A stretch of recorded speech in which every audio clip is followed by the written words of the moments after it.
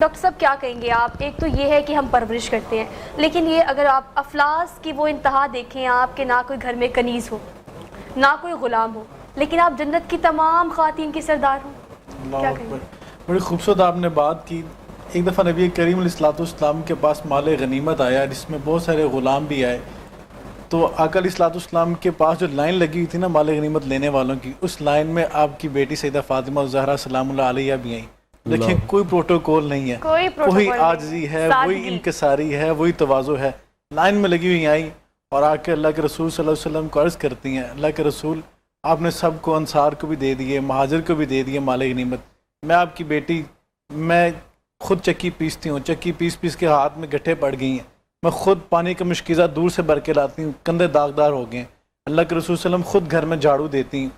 گرد و غبار سے میرے کپڑے اٹ جاتے ہیں، مجھے بھی کنیز خادمہ دے دیں تاکہ میں بھی اپنے گھر کے کام کروا لیا کروں، مشقت کرتی ہوں، محنت کرتی ہوں۔ آقا علیہ السلام نے فرمایا اتق اللہ یا فاطمہ، اے فاطمہ اللہ سے ڈرو۔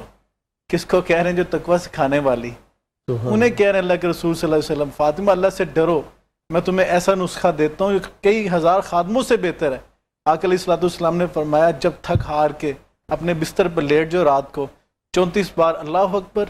33 بار سبحان اللہ اور 33 بار الحمدللہ پڑھ لیا کرو، اللہ رب العزت تمہاری ساری تھکاوٹ بھی اتار دے گا اور تمہیں جنت بھی عطا کر دے گا۔ اتنا خوبصورت عمل دے دیا۔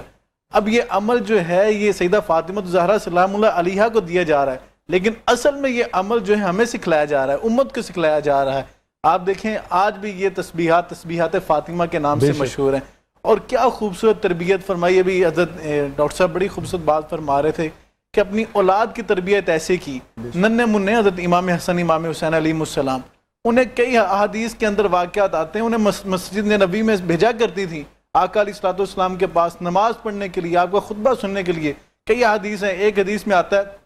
کہ ننھے منھے حسن و حسین کریمین جو ہیں آقا علیہ السلام کے پیچھے نماز پڑھنے آئے، اور بچے ہیں شرارتیں کرتے کرتے آقا کی کمر مبارک پر چڑھ گئے، اور آقا سجدے میں سجدہ طویل کر دیا، اللہ اکبر، سجدہ طویل ہو رہا ہے، اور آقا علیہ السلام نے اخذ رقیقہ، حدیث کے الفاظ ہیں اخذ رقیقہ، آپ نے بڑی شفقت نرمی کے ساتھ ان کو اتارا اور ساتھ بٹھا لیا۔ اور ایک حدیث میں آیا پیچھے سے آنے والے صحابہ نے شیشی کر کے روکنا چاہا، جس طرح آج ہم دیکھتے ہیں بڑے لوگ جو ہیں مساجد میں آتے ہیں تو بچوں کو روکتے ہیں بھی شور نہ کرو، تو آقا علیہ السلام نے سلام پھیرا اور آپ نے جلال میں آگے کہا ان کو کس نے روکا؟ ان کو نہیں روکنا تھا، اللہ اکبر۔ اور آپ نے حضرت امام حسن کو دائیں ران مبارک پہ بٹھایا اور امام حسین کو بائیں ران مبارک پہ بٹھایا، اور بڑی خوبصورت بات بیان فرمائی۔ آقا فرماتے ہیں من احبنی و احب ہذین، جو مجھ سے محبت کرنا چاہتا ہے، نبی کی محبت کا تقاضا سنیں، جو مجھ سے محبت کرنا چاہتا ہے وہ احب ہذین، ان دونوں سے پیار کرے، وہ اباہما، ان کے بابا علی سے پیار کرے، وہ امہما، ان کی ماں سیدہ فاطمہ سے پیار کرے۔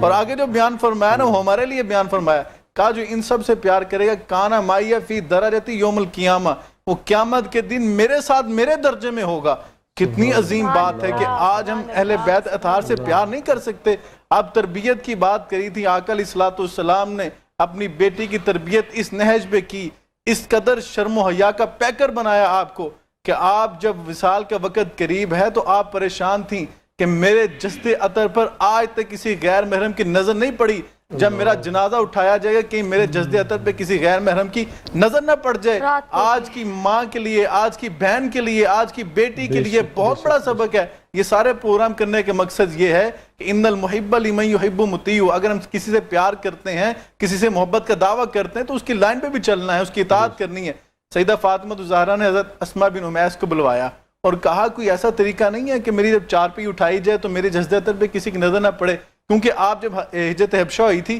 اس میں آپ گئی تھیں۔ کہا ہاں وہاں پہ ایسا کرتے تھے، جب خواتین کے جنازے اٹھائے جاتے تھے تو چارپائی کے اوپر کھجور کی چھال ڈال دی جاتی تھی، اس کے اوپر چادر ڈال دی جاتی تھی، اس طرح جسم پر نظر نہیں پڑ سکتی، جسم کا پتہ نہیں لگ سکتا۔ اللہ اکبر، آپ نے چادر تیار کروائی اپنے سامنے، کھجور کی چھال منگوائی، خود چادر